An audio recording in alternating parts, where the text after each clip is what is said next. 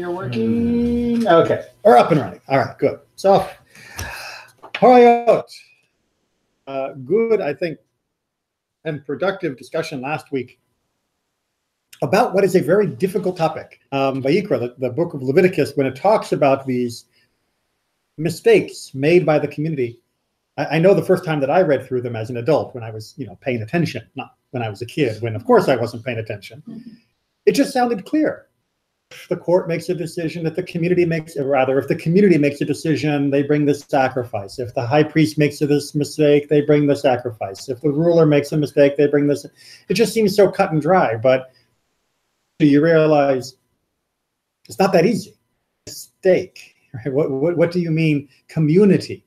And that's going to be a topic that we'll, I'm sure, touch on today. And we'll, at the time, maybe next week, we'll get to the question of the high priest and the prince, the ruler of the community, if they make mistakes. But it is a great example of how, for everybody who says, oh, I can just open up the Torah and read it and I understand it on my own.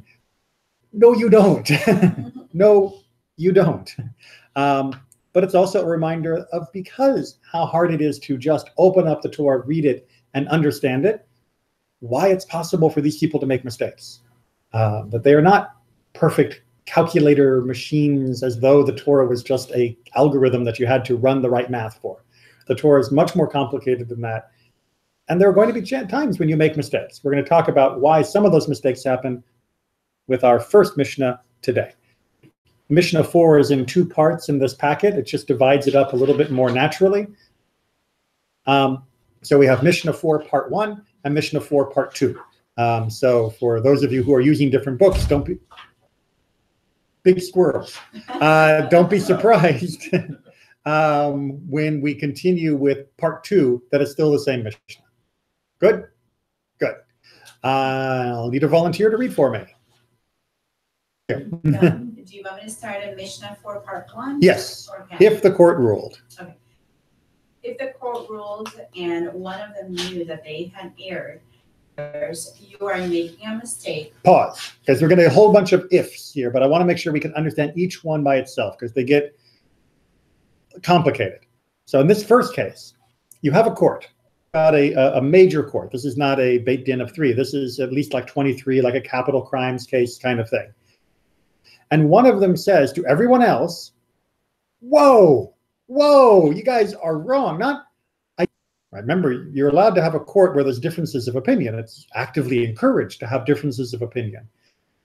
But this is, they have made an error, not a different decision, but an actual mistake. They have misremembered, misunderstood, misapplied some aspect of Torah or of halacha.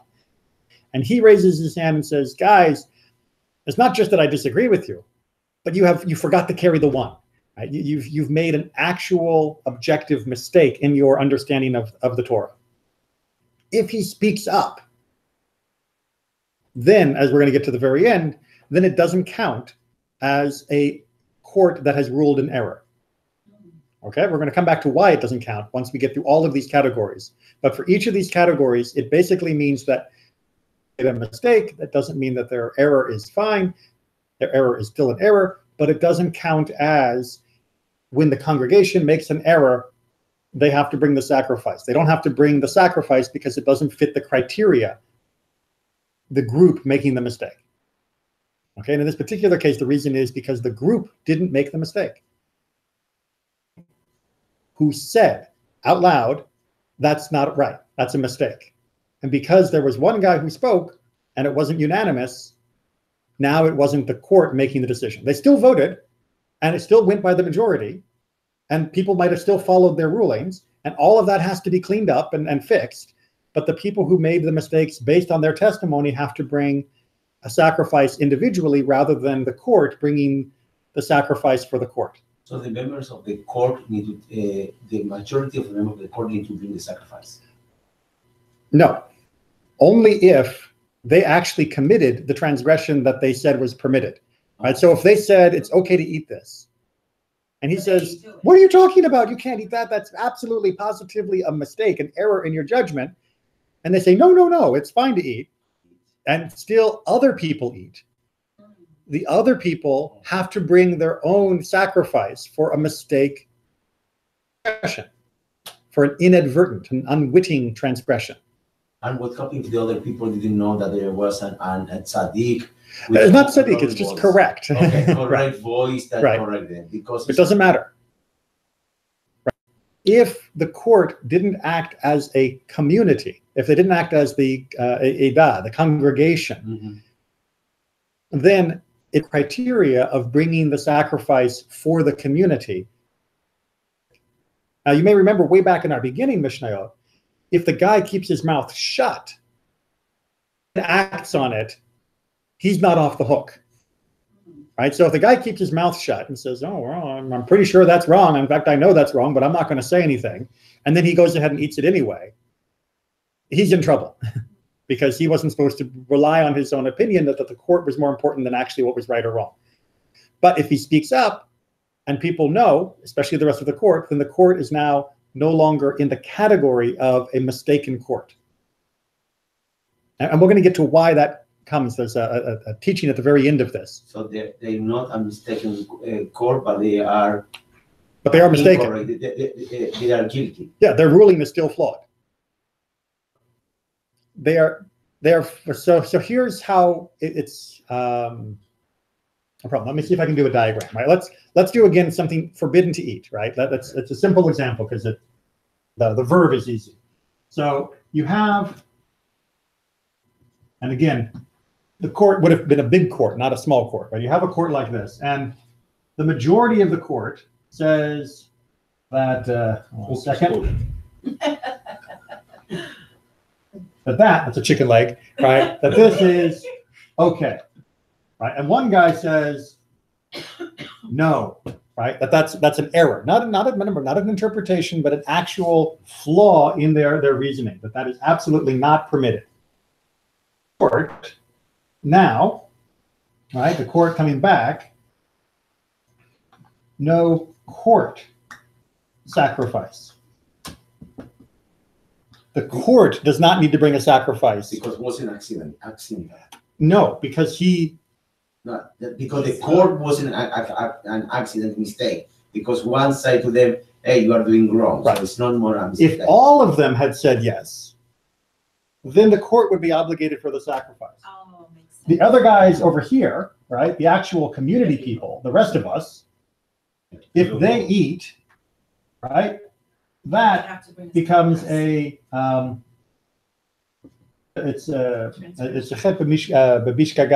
mistaken transgression, an accidental transaction, transgression. Thank you. English. God, I can't go back and forth at all. If you make a mistaken sin, right, then you have to bring usually a goat. Was the sacrifice that you had to bring, whereas this was usually a bull. Right? So if, put a line to that, if the court, one spoke out specifically about the error, not just the difference of opinion, but said this was the error, have a collective court, congregation, community.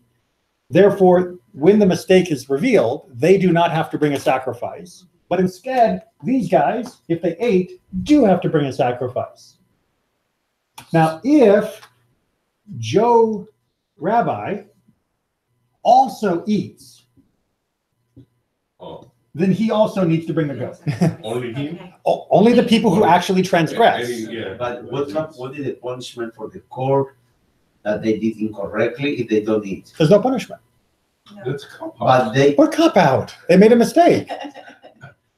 But they have yes, but somebody- they make the other people pay Yeah. for them. So they need to pay the other people the goat. Sure. No, yeah, they need to pay Right. because they are responsible for the damage. So there's We a, spoke there's this- I was going to say, so there's a whole other section of Mishnah that deals with the mistakes that can be done by a court, people who are acting as a court.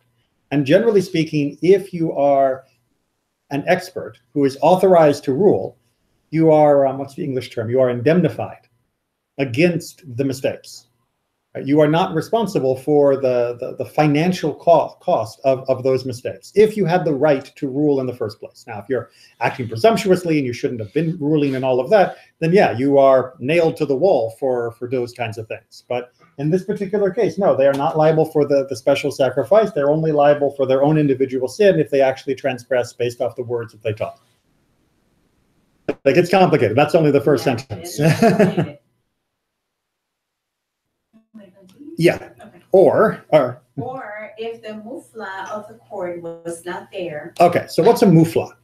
Yeah. A mufla is a technical term for a particular type of person in court. And this was like your living Google, your living Wikipedia, where this person, their only job was to memorize halachot. Right. Now, these were not the most creative people. These were not the most insightful people. These were not the most imaginative and analytical people. These were people who just had massive memories and could remember precisely the halachot, the rulings of all the previous rabbis and courts that had come down. They were the books of the time. Exactly. They were the books, the precedent. And it was important that these people were not the analytical rabbis and people who were thinking creatively. You didn't want someone like that. You just knew the rules. You wanted a living computer who only knew what they had heard, period. Were they rabbis as well? Not necessarily, no. But basically, if the court, for whatever reason, it's flu season, he's sick, he's not there, if they don't have the guy there to check with, what did Rabbi so-and-so say about this, or what's the rule regarding this particular issue? If you didn't have one of those guys there, well, I mean, it's like trying to be a rabbi without Google now, right? If you don't have your books with you, if you don't have any of your reference material, then your court isn't really a court. And therefore, you're off the hook, so to speak. I mean, that seems to be the term that you're most comfortable with. But now they don't count as being a fully constituted court. They were acting with one hand tied behind their back. They don't have the background of academic background for the books Exactly. or the precedents. And sometimes I'll have to tell people that if they ask me a very obscure question, I'll say, well, what I remember is, but I need to check it when I look at my books, right? And I'll give them, what I remember memory was, but I always give the warning that I need to double check, some pointer, some issue that was also, but I can give the rough outline. And that's what's happening here. But a rough outline, you know what? You probably shouldn't have made the ruling. But you also were not a properly constituted court if you did, and therefore you're not a court in error because you're not a court. Right? It's not that you didn't make a mistake. It's that you're not a court. You're not the right species, and therefore you don't trigger the response that Leviticus is talking about. So you gotta have that mufla there. You gotta have it's like you can't have your decisions without being able to check your precedent, without being able to check. Guy in the court that writes everything. Right. Well, nowadays, right, we have the court reporter, but this is the court pre-reporter who tells you what other courts have said and who remembers all the halakha, because which nowadays we do with searches and with books and everything. But back then you didn't have books; you just had the mufla. Good. You had to be an amazing person to do that. Well, it's somebody who had a very particular talent. My daughter has picked up my son, and they're okay. Okay, so next category. Or if one of them was a proselyte. A convert. Okay. We'll come back to that. Or a natin or an elder who did not have children, they are exempt. Okay, so that's the end of our list. So the last three categories, the last convert, mamzer, natin, last four, are all different people who cannot serve on the highest level of courts, right? And we can go through them a little bit, and they have similar qualities, but of why they don't serve. But so the ger, the person who has converted to Judaism, can't sit on the highest court because they lack the standing by being new to the community to be able to make their adjudication stick, and they also lack the roots, as it were, to be understanding of the situations of the other people. And that will become more clear when we get especially to the end. What is for you to be new? Did you convert? No, but convert is also someone that is 10 years Yes. you, 20 years. Never. For the highest court. Also 30 years in No. the community. Their children, yes, but them, no. For the highest court. But I have a problem with that because Okay. think that someone that convert at age 20. And now they're 60 years for old. 40 years Right. Torah, Mhm. knows perfectly everything. Right. He's 60. He knows the community from here to there. They have all the precedent. He studied. Why he cannot be and part of the court? Why still is a convert? Okay. So hold on to that question until we finish this list. Okay. Because they are all disqualified, like I said, for similar reasons. So let's look at the other ones, and then we might see the pattern, and then we can decide whether we agree with the disqualifications or not. So a mamzer, right? A mamzer is somebody that is born from a forbidden sexual union. It often gets wrongly translated into English as bastard. That is not what the English word means, and it's not what the Hebrew word means, right? In English, a bastard is someone who is born from two people that aren't married, right? Which means if you have a baby before you get married, the child under English law, European law, was called a bastard, and that had special standing in European law for centuries. That's not what's happening here. If two people have a baby and they're not married to anyone else, right? Just two single people get together, have a baby before they get married. It's not something that we celebrate with the giant, yay, this is so great. We're happy they had a baby and they're healthy and happy and all of that. But that the child who's born out of wedlock is not called a mamzer in Jewish law. However, if two people have adultery and the child is born, then they're called a mamzer. If the two people have incest and a child is born, then the child is considered a mamzer. And the Torah is very clear that a mamzer becomes a permanent separate person within the community. And they can only marry someone else who is also a mamzer. And their children will continue to be mamzerim forever. Now, I can see that Natan, you're already not totally happy with this. Because I had this discussion when I started studying Torah, seriously, like 14 years ago, 15 years ago, and I remember that I had a lot of problems with the kind of thing that is fair to punish someone for the sins of the parents or grandparents, like right. So, or great grandparents or great grandparents, right, right. So there is a reason that is not about punishing the child, and there is also how the rabbis have handled this category, which might mitigate your feelings on this. So first of all, what's the reason for this? Right? Many people assume that because the child came from a forbidden union, that there is something flawed in the child, that there is some damage in the child, that there is something that we want to reject from the child. That's not what mamzerut is about.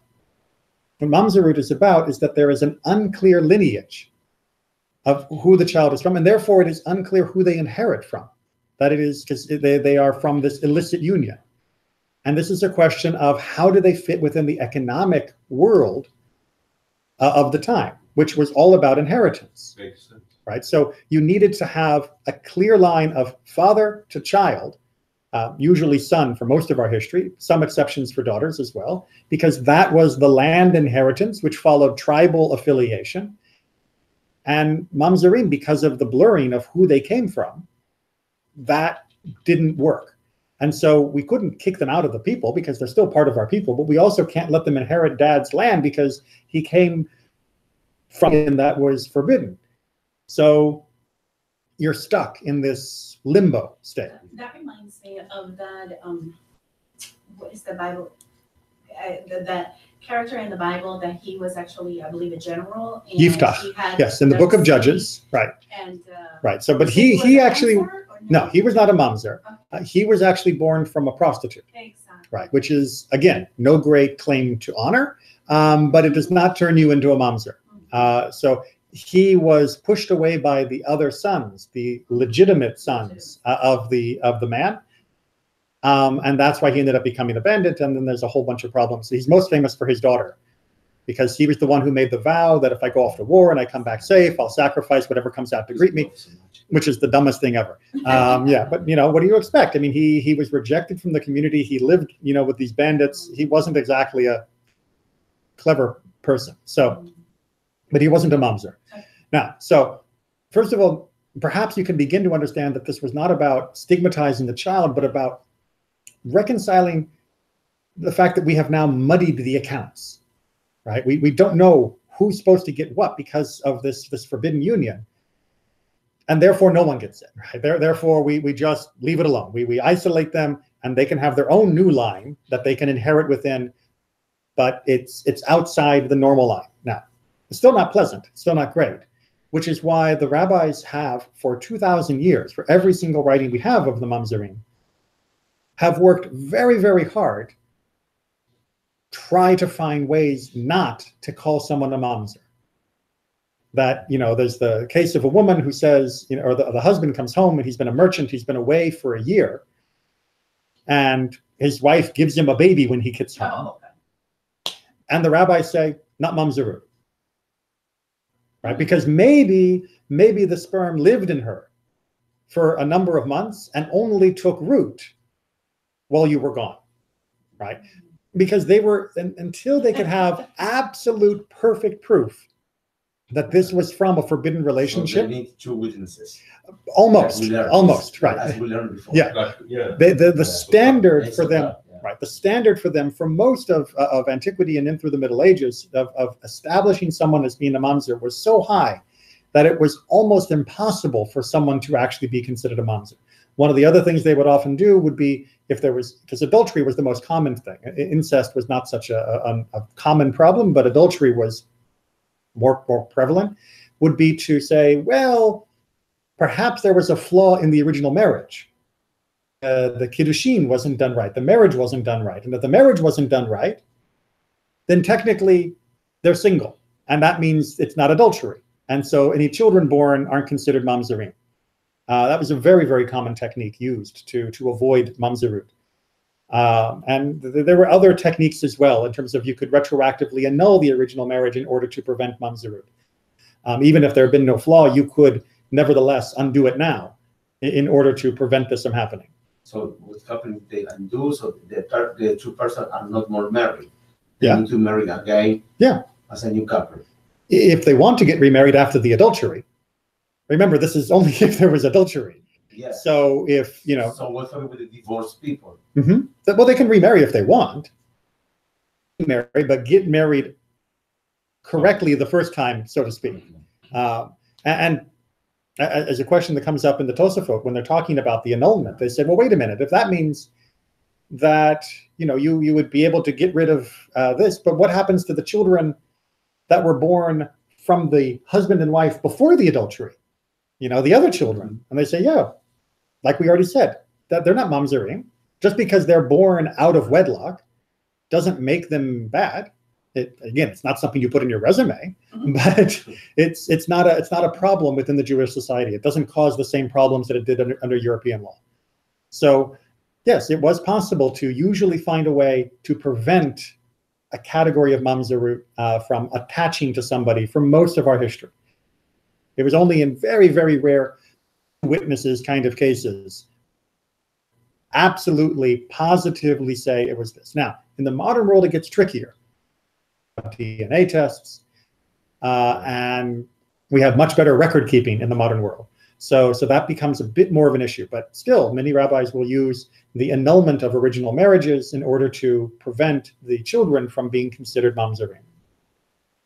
It reminds me the case of the Sorer, the Ben Sorer. The rabbis goes through a lot of hoops to prevent killing the person. Right. Well, in that particular case, they go so far as to say it never actually happened. Yeah. Right. That there was never a case when this was applied in reality. It was only a theoretical construct. But mamzerim, we definitely have records of people who were, unfortunately, incontrovertibly mamzerim, but it wasn't as common as you might think. The rabbis were really very, very eager to avoid labeling someone as a mamzer as a permanent status. Because I don't think you can fix it. No, you're done. You're done. Yeah, the only fix is to move to another town and not tell anyone. And what is the excuse for the incest? The excuse? Yeah, like how they can clean the mamzerut if there's incest. Well, those were usually the cases when you couldn't get out of it, right? Because then it'd be annulled, and that's one of the reasons why what one of the rabbis discussed is that we are thankful that incest doesn't have the same grip on people as adultery does, because if people committed incest as often as they commit adultery, the whole world would be upside down. And you have to remember that I know many of people now. Somebody might be an old man by the time they have a daughter that's old enough to have children. That was not the case for most of history, right? Most people were having kids when they were 18, 19 years old. So they were 30-something when their kids were old enough to get married. And that is not as big of a gap. And mother-in-laws and sons-in-laws and father-in-laws and daughter-in-laws, that the rabbis had bigger trouble with. But incest, thankfully, we were able to avoid. It happened, unfortunately, but it was mostly avoided. So, like I said, they are outside the standard community, and for that reason, they do not form this court as it should be made, and therefore the court liable for the offering, right? Because court is not really a court. Exactly, it's not a correct court, right? Because everybody's not in agreement. No, because one person shouldn't have been on the court. Things that are missing with it. Exactly. There's a missing element or a mistaken element. But it wasn't the ruling that was a mistake, even though it was. It was the form of the court that was a mistake. All right. Now, Natin was a form of a temple slave in the ancient world. Don't really want to go into too much of it because it isn't a big or major category. But they were disqualified because they, again, were not free to serve in this capacity. The one that is more interesting and that comes up more as a modern question as well is somebody who is an elder, meaning that they were fit to serve on the court, but they didn't have any children. Right? And this in particular is brought up with regards to capital punishment cases where somebody is liable for the death sentence. And the rabbis argue that if you don't have children, you cannot sentence someone else to death because is somebody's child. And you will not have the proper compassion, the proper connection to understand and to really weigh the evidence with that level of compassion. And eventually, yes, some people are guilty and need to be executed, but you need to be linked into the body of the people absolutely all the way through. And that's ultimately what binds all of these groups together. To come back to your question of the ger, the convert, right, and the mamzer and the natin, they all are in some way have on either their history within the group or their connection to the future in terms of having children, or their position within the group that in one way or another makes them not 100% able to rule for the community, to rule as part of the group. That is inhibiting their ability to give 100% properly grounded and perspective rulings for the whole community. And that's the issue here, as what the second half of this, or the second half of this first part of Mishnah 4 is going to say. So let's go ahead and read that, and then we can talk about it. Just a second. Quick question on that, or you want to see the midrash that's proving the point? No. A question on something we spoke. I was thinking a little about what you say, that the problem with the mamzerim is that you don't have a clear lineage for heritage. Mm-hmm. But if there's an incest, okay, the linear of lineage and the heritage is very clear. If and dad have an son with a daughter, okay, it's clear that the grandson will be the son of the father, so he received the heritage for the father. But should the child be considered of the father or the grandson through the daughter? The son of the father, because it's by the father. But he's only. And the father is the father is the father. But if his daughter had a child, that would be the grandson. Correct, but So which generation is the child? Right? I mean, yes, you can argue that it should be the father, that it should be the son, and therefore, equal to the other sons or other, right? But you can also equally argue that it would be another generation removed. The point being that it can be disputed of where the person fits in the family tree. Exactly. Which, if you've ever tried to do a family tree, sometimes that can be tricky. So that would be the issue there. Now, is it possible to argue? Of course. But it's also possible to argue with regards to adultery. That, sure, so they committed adultery. We still know who the father is, or at least we think we do. So let them inherit from the guy who was adulterous and do it. And the rabbis say, the Torah says, no, that isn't the way it works. That they are kept aside, but still included within the people of Israel. They still have the other rights. They still have the obligation of the mitzvot. In every other way, they are still part of the people, but the separation. And because it is still problematic and uncomfortable, that's why the rabbis tried to work very, very hard to minimize the number of times this would ever be applied. Let's get the Midrash, and then we'll see sort of a summary of all of this idea. For it says here, Leviticus 4:13, congregation, and it says later on Numbers 35:24, congregation. Just as the congregation further on must be fit to issue rulings, so too the congregation mentioned here must be fit to issue rulings. Right. So they're talking about in the book of Bamidbar, Numbers, they're talking about capital court cases. And they're saying that if you are going to rule in a capital court case, it has to be a certain type of court. The court has to be fit to rule for those cases. Bar for ruling for those cases is higher than the bar for ruling, who owns the donkey. Those cases are not as, well, they're important, but you don't need as perfect a court, as perfect a set of judges in order to be able to rule on them. Right? The standard for being a judge is sliding depending upon the type of case you're dealing with. Some people are fit to handle minor cases. Some people are fit to handle major cases. Some people are fit to handle capital cases. So that's what they're saying. So by learning that we have a court for the congregation in Numbers that needs to be perfect, we learn from the same usage of the word congregation, Edah, Leviticus, it too has to be as good as the one that we discuss in the book of Numbers. And this is what we call a gezerah shava. This is a what's the term? Exegetical. It's a term of exegesis, where you find words that are linked, that are the same word in two different places, and you use the one case to help you understand the other case. Right, exactly.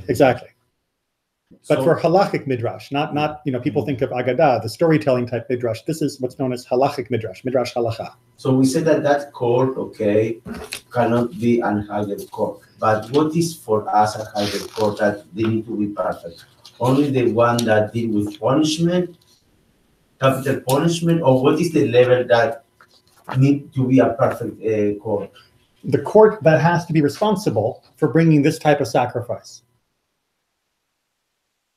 Which kind of well, you would have to have a court that was needed for a case that was big enough that it would have to be a large enough court, a perfect court. And if they didn't have that court, then you don't trigger this.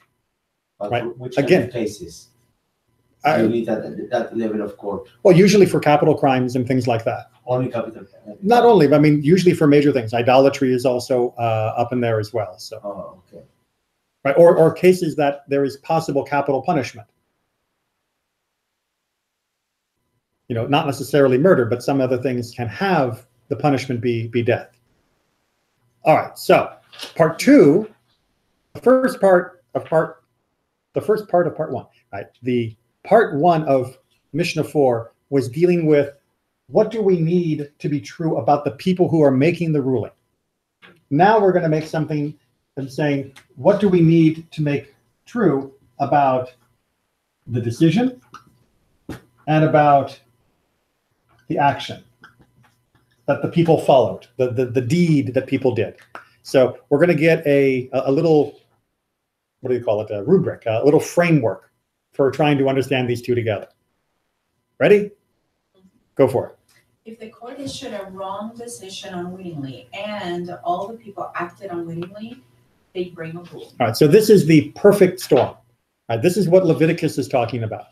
They made the decision, right? They were not aware of it. They didn't know that this was wrong. When they made the decision, they thought they were doing the right thing, but it was a face-slapping moment when they realized later. And the people, when they did the action, they also thought, this is what the court said, it must be right. They didn't know there was anything wrong with what they were doing. They just went ahead and did it, and boom, right? So Bishkaga here, right? Unwittingly, on both sides. Bang, the people are off the hook, the bull. Make sense? Okay. What happens if the court, make a mistake, Mm-hmm. an inadvertent mistake, Inadvertently, right? inadvertently, and someone of the common people, the mob, say, "Hey, I learned the other day that is wrong. Mm-hmm. So you did a mistake," and common person correct the court. What happens in this case? It can bring it to the court's attention. But what's going to be the problem is actually going to be, it's going to be in part 3, is if that person says, I know you made the wrong ruling, but I'm going to do what you said anyway. That is where we get into a problem in part 3. So let's hold that question until we hit that. Robert, But if the person is absolutely able to bring it to the court's attention, respectfully, the mistake that they made, right? So the court need to bring an board in that case. If someone calls Yes. the session, the court need to bring. Well, that's how this happens, is eventually they realize the mistake, right? Eventually either someone tells them or they realize it on their own that they did this by mistake. And that's what triggers having to bring the sacrifice. Or a comment? yeah, I have a problem with the who the punishment actually applies. It's so Because it says here in Hebrew, it says, I'll read the Hebrew. Yeah. Oru Beit Din Shogigim. Right. The court Right. was ruled by wrong, mistake, by right? mistake. Unwittingly. V'asu kol ha'ka'al. No? Mm-hmm, right? And it says Mevi'in Pa. Who? Right. Okay. Who? The That's court gonna- from the bar. That's coming up. So we're going to deal with who do we really mean when the Edah, the congregation, brings this? Is it who's getting their wallet out, right? Who's buying the cow? We're getting to that. We're getting to that. Yeah. Is that whoever is buying it, it's on behalf of everyone, right? When it's the bull. But if it wasn't on behalf of everyone, if we didn't trigger this mess of an illustration, if we didn't trigger this special case in Leviticus, then we're down to individuals buying their own goats. And that's what the next sentence is about. So the bull, who pay the bull? Like a big donor or the taxes that We'll the come there. community pay? We'll get there. If the court ruled wrong intentionally and the people acted unwittingly, they bring a lamb or a goat. Okay. Who's bringing the lamb or goat? All right. So here is a case where the court goes, "Mwahahaha, we're going to rule wrong, right? We're going to definitely really twist the law and issue a ruling that we know is bad, and all these people are going to do it wrong." And the people don't know that the court is cackling and twirling their mustache. And they do what the court says, and they don't know that it's wrong. They made an accidental transgression, the people. And therefore, each person who acts on the court's rulings, thinking it was right, has to bring their own accidental sin offering. Because the court didn't make a mistake accidentally. They made a mistake on purpose. And this only happens, you only bring the bull if you make the mistake on accident. So if it's in purpose, what is the punishment for the court? It becomes a whole different layer of why are they doing what they're doing, right? If they were deliberately doing it to uproot Judaism, then you are, getting close to capital punishment. If they're doing it as a forerunner to idolatry or for invasion or to work with enemies of the people, there's a whole nother level of betrayal that's happening there. If they did it on purpose because they thought it would just be better, then it's not quite the same level of mistake. And what happens, for example, if they do this because they try to be in good relationship with the government, that it's not a Jew government, save the community, making them do something incorrectly, but it's for the Right. way, or have a better relationship. Still, are they responsible, the court? Not exactly. I mean, responsible, yes, but there was actually a very famous case where this was exactly the people were dealing with. I don't know if you've ever heard the story of Ben Kamsa or Bar Kamsa, right? Kamsa and Bar Kamsa. We'll skip the prologue, right? All the build up to it, but at the end of the story, we're getting suspicious that the Jews are not sacrificing the animals that the emperor has been sending, which is fine, by the way. We actually studied that in today's Lunch and Learn. Yeah. So they send a cow to go, but it's being delivered by a Jewish guy who's angry at the rabbis. And so the Jewish guy blemishes it in a way that the Romans wouldn't notice, but the rabbis will. And so they take the cow, and the rabbis are standing around going, what do we do? Right? If we sacrifice it, we'll be sacrificing a blemished animal. If we don't sacrifice it, then the Romans will go to war against us, right? And kill us. And so at first they say, well, what we should do is kill Kamsa, right? We'll kill the guy so he can't squeal on us. And, the idea would be to sacrifice another one and just lie to the Romans, why not? But one of the other rabbis says, wait a minute, you can't do that. Because if you kill him, then people will say, if you bring a blemished animal to the altar, there's a death penalty. And they're like, all right, we'll go ahead and sacrifice it anyway. Right? And they say, no, same guy. You can't do that. Because if you do that, then people will say it's okay to bring blemished animals to the altar. They should kill the guy. Well, so the final part, this is in Masechet Gittin, if I remember correctly. The final answer is superciliousness, right? Because of him being so finicky, the temple was destroyed and the people were exiled, right? That there were solutions. Now, they weren't perfect solutions. Neither was good. Guys probably should have chosen another option rather than just refusing. They probably should have found a way to avoid the war. But they were so caught on, we don't want to set the wrong precedent, that they ended up with the destruction of the Second Temple. So yes, there are cases where you should do the wrong thing on purpose because it is the right thing for the community.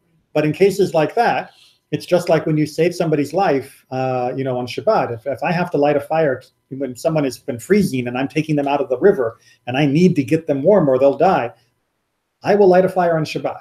And the halacha is very clear that if I don't light a fire on Shabbat, then I am a pious fool, right? I am an idiot and I am a murderer for not violating Shabbat in that circumstance. In our case, okay, the individuals of the community, they don't need to bring any goat. In a case like that, probably, but it's hypothetical. I'm trying to think of the hypothetical case where the court rules on purpose to do something against Torah that is going to be handled by each individual person, as opposed to a big issue that the court is making a decision like sacrificing this on behalf of the Roman emperor. Maybe in the reading of the Torah, let's don't read Torah. Well, they did rule that, right? They said we're not going to read Torah publicly. We're going to study it privately, and we'll read Haftarah. And we'll read the prophets publicly. Loopholes around those things. Pikuach nefesh changes everything. When it's a life on the line, we are a lot more flexible. All right, part 3. If the court ruled unwittingly and the people acted unwittingly, No. willingly, they are exempt. Right. So This is the case that Natan first brought when we got to this section, which is the court says, do, it's okay, do this. And somebody went, no, that's totally wrong. I mean, I know that that's not the halacha, but they do it anyway, right? So the court says this is kosher. The court says it's okay to light fires on Shabbat, whatever you want. And the person goes, the court's totally messed up about this, but hey, if they told me I can do it, and then again, the court is not liable for the bull offering, right? It has to be mistake and mistake. One part or the other is doing it on purpose, knowing that they are transgressing, then we're no longer dealing with Leviticus. We're no longer dealing with this particular chapter. Right? So therefore, we would not bring this offering. It's not, we talked about punishment and all of that, but it's not a question of who has to pay for what and who needs to be punished for what. It's a question of, if you are not commanded to bring this particular offering and offer it in this particular way, you don't do it just in case. You only do this sacrifice if you meet all of the criteria. And the criteria have to be the right court and the right combination of oops. Both parts have to be doing oops. Make sense? Got it. And you know what? With that, we're going to be done. We only got through one Mishnah because Mishnah 5 is going to be more about who's paying what. And it's a lot of back and forth. So there's no way we're going to be able to start it and get through it. So we'll leave it with that one Mishnah for today. I told you, it may look like a stuffy legal section, but it's got a lot of very interesting points to it. Fascinating.